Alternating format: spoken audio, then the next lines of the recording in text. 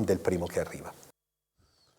Le turbine sono ancora ferme, da pochi giorni è ufficialmente in attività, è il primo parco eolico marino del Mediterraneo, gli altri sono ancora in attesa di autorizzazioni, in alcuni casi da anni, dalla TGR Puglia. Giovanni Matera.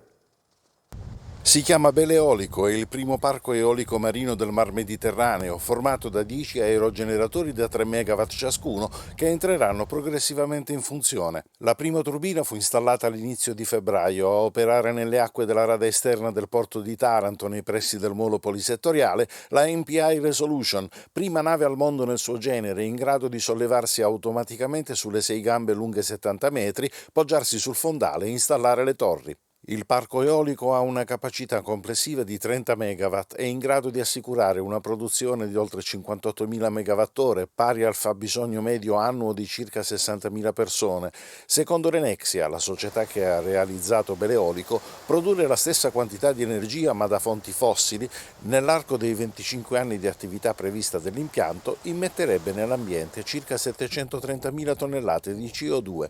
Le torri, le turbine, le pale sono la parte più appariscente di un impianto che è formato da altre componenti altrettanto importanti e tecnologicamente avanzate che saranno gestite da Terna. In questa stazione giungono, dopo un percorso di 4 km, i cavi che collegano le turbine all'impianto di gestione, da valori di media tensione 20.000 volt, con il passaggio attraverso un apparato trasformatore e elevatore, l'energia passa in alta tensione 150.000 volt. L'intero sistema è telecontrollato e telegestito, le comunicazioni telematiche viaggiano lungo una rete dedicata che utilizza più gestori e sistemi. Questa stazione fornisce energia elettrica che l'apparato utilizza integrandola a quella prodotta dal parco eolico, in modo da poter erogare una quantità di energia elettrica costante che non dipenda dalla potenza generata dal vento. L'impianto si avvale di più trasformatori di potenza in alta tensione per fronteggiare eventuali avarie. Il percorso dell'energia continua lungo i cavi collegati prima a questo traliccio, che per la sua forma è chiamato palo gatto,